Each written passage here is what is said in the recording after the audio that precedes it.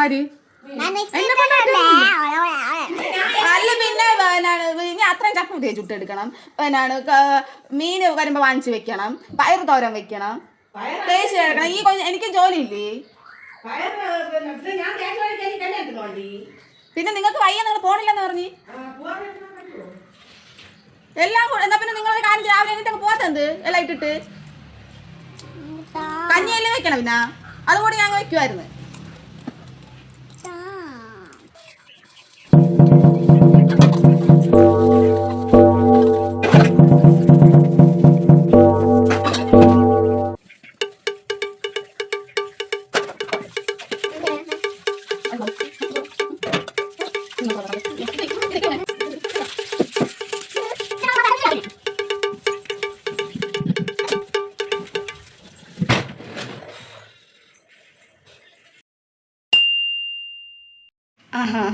നീ നേരത്തെ വന്നു.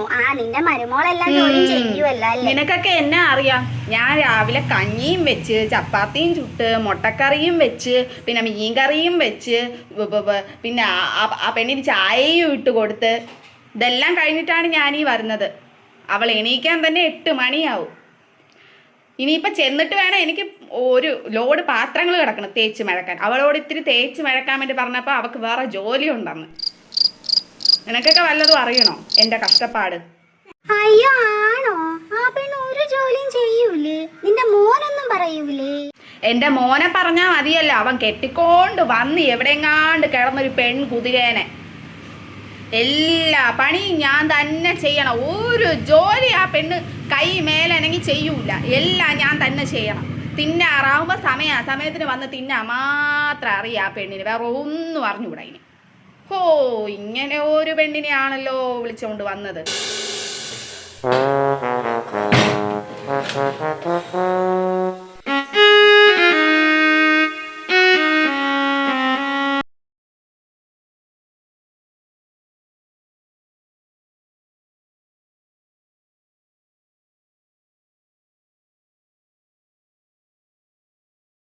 അച്ഛമ്മയുടെ പൊന്നേ, കുഞ്ഞിനെ ഒന്നതാ.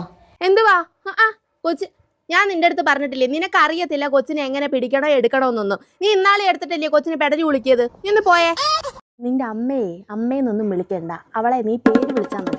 ഞാൻ കൊച്ചിനെ തരത്തില്ലെന്ന് പറഞ്ഞാൽ കൊച്ചിനെ തരത്തില്ല. നിനക്ക് നിന്റെ വീട്ടിൽ പോകണമെങ്കിൽ നീ പോകണം. അവിടെ ചെന്ന് കൊച്ചിനെ പനിയും പിടിപ്പിച്ച് തെണ്ണവും പിടിപ്പിച്ച് കൊണ്ടുവരാനാണ് നിന്റെ പരിപാടി. അത് നടക്കത്തില്ല. കൊച്ചി ഈ വീട്ടിൽ വളരേണ്ടതാ. നിനക്ക് ഒറ്റയ്ക്ക് വേണമെങ്കിൽ പോവാം.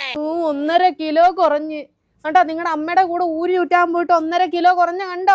ഞാൻ നിന്നോട് പറഞ്ഞില്ലേ നിനക്ക് പോണെങ്കിൽ നീ ഒറ്റയ്ക്ക് പോവാൻ. എന്റെ കൊച്ചിനെ കൊണ്ടുപോയി എന്തിനാ നീ? എന്റെ കൊച്ച് കറുത്തതേ കരിഞ്ഞു പോയി, എന്റെ കൊച്ച് മെലിഞ്ഞു പോയി.